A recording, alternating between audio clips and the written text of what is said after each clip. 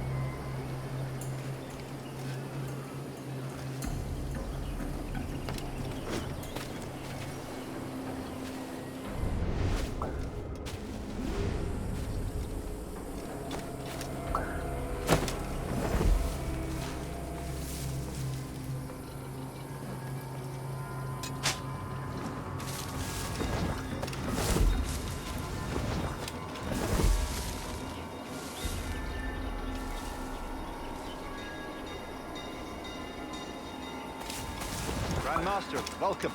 Buenas noches. What have you learned? The princess was taken by pirates 6 weeks ago. And so far as we know, the sage Roberts was still aboard. Very good. It is something.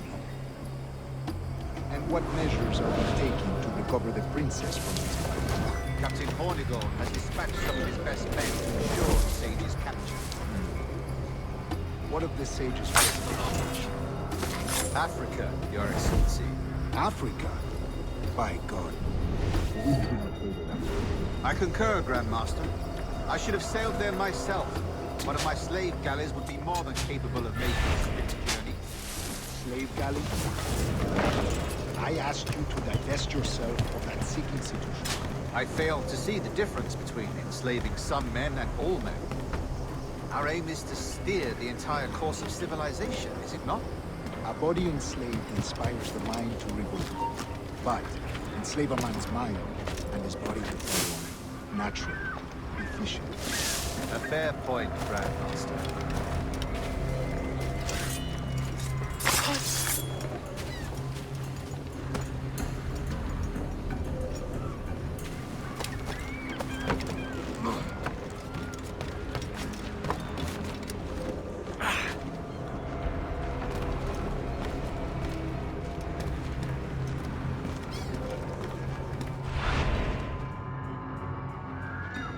Remind me, where in Africa are we looking? Principe, sir, a small island. We've sent 2 of our best men, Burgess and Cochrane. Privateers with fast ships and firm hearts. Edward Kenway! Imagine my surprise at seeing your jackdaw anchored there. Have you heard all you came to hear? Will you now rescue the sage from our clutching hands? A pox on you, traitor! You sold us downriver. Because I found a better path. The Templars know order, discipline, structure. But you never could fathom these subtleties. Goodbye, old friend. You were a soldier once, when you fought for something real. Something beyond yourself.